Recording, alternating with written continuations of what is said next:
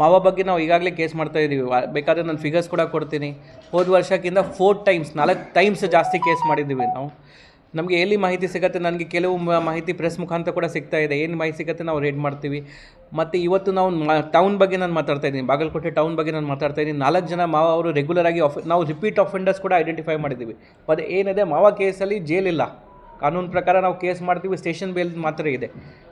Station bail ಇದ್ದಾಗ ಕೂಡ repeat ಅಫೆಂಡರ್ಸ್ಗೆ ನಾವು ಐಡೆಂಟಿಫೈ ಮಾಡಿದ್ದೀವಿ. ಯಾರು ಪದೇ ಅಫೆಂಡ್ ಮಾಡ್ತಾ ಇದ್ದಾರೆ ಅವರಿಗೆ ನಾವು ಬೌಂಡ್ ಓವರ್, ನಮ್ಮಲ್ಲಿ PR ಅಂತ ಒಂದು ಕನ್ಸೆಪ್ಟ್ ಇರುತ್ತೆ. ಇನ್ನು ಮುಂದೆ ನೀವು ಅಫೆನ್ಸ್ ಮಾಡಿದರೆ ನಿಮಗೆ ಇಷ್ಟು ಬೌಂಡ್, ನೀವೇನು ಬಾಂಡ್ ಕೊಡ್ತಾ ಇದ್ದೀರಾ, 1 ಲಕ್ಷ ದಂಡ ಇರುತ್ತೆ. ಅದನ್ನು ಕೂಡ ನಾವು 4 ಜನಕ್ಕೆ ಈ ಥರ ಮಾಡಿದ್ದೀವಿ. ಈ ಥರ ಬೇರೆ ತಾಲೂಕಲ್ಲಿ ಕೂಡ ಯಾರು ಜಾಸ್ತಿ ಮಾಡ್ತಾ ಇದ್ದಾರೆ, ರಿಪೀಟ್ ಅಫೆಂಡರ್ಸ್ ಯಾರು ಮಾಡ್ತಾರೆ ಅವರಿಗೆ ಕೂಡ ನಾವು ಬೌಂಡ್ ಓವರ್ ಪ್ರೊಸೆಸ್ ಈಗಾಗಲೇ ಇನಿಷಿಯೇಟ್ ಮಾಡಿದ್ದೀವಿ. ಮಾವ ಬಗ್ಗೆ ನಾವು ಈಗಾಗಲೇ ಕೇಸ್ ಮಾಡ್ತಾ ಇದ್ದೀವಿ. ಬೇಕಾದರೆ ನಾನು ಫಿಗರ್ಸ್ ಕೂಡ ಕೊಡ್ತೀನಿ. ಹೋದ ವರ್ಷಕ್ಕಿಂತ 4 ಟೈಮ್ಸ್ ಜಾಸ್ತಿ ಕೇಸ್ ಮಾಡಿದ್ದೀವಿ ನಾವು.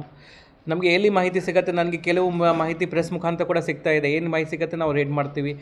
ಮತ್ತು ಇವತ್ತು ನಾವು ಟೌನ್ ಬಗ್ಗೆ ನಾನು ಮಾತಾಡ್ತಾ ಇದ್ದೀನಿ, ಬಾಗಲಕೋಟೆ ಟೌನ್ ಬಗ್ಗೆ ನಾನು ಮಾತಾಡ್ತಾ ಇದ್ದೀನಿ. 4 ಜನ ಮಾವ ಅವರು ರೆಗ್ಯುಲರಾಗಿ ನಾವು ರಿಪೀಟ್ ಅಫೆಂಡರ್ಸ್ ಕೂಡ ಐಡೆಂಟಿಫೈ ಮಾಡಿದ್ದೀವಿ.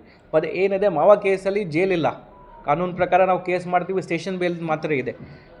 ಸ್ಟೇಷನ್ ಬೇಲ್ ಇದ್ದಾಗ ಕೂಡ ರಿಪೀಟ್ ಅಫೆಂಡರ್ಸ್ಗೆ ನಾವು ಐಡೆಂಟಿಫೈ ಮಾಡಿದ್ದೀವಿ. ಯಾರು ಪದೇ ಅಫೆಂಡ್ ಮಾಡ್ತಾ ಇದ್ದಾರೆ ಅವರಿಗೆ ನಾವು ಬೌಂಡ್ ಓವರ್, ನಮ್ಮಲ್ಲಿ PR ಅಂತ ಒಂದು ಕನ್ಸೆಪ್ಟ್ ಇರುತ್ತೆ.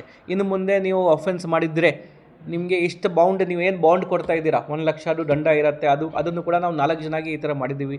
ಈ ಥರ ಬೇರೆ ತಾಲೂಕಲ್ಲಿ ಕೂಡ ಯಾರು ಜಾಸ್ತಿ ಮಾಡ್ತಾ ಇದ್ದಾರೆ, ರಿಪೀಟ್ ಅಫೆಂಡರ್ಸ್ ಯಾರು ಮಾಡ್ತಾರೆ ಅವರಿಗೆ ಕೂಡ ನಾವು ಬೌಂಡ್ ಓವರ್ ಪ್ರೊಸೆಸ್ ಈಗಾಗಲೇ ಇನಿಷಿಯೇಟ್ ಮಾಡಿದ್ದೀವಿ.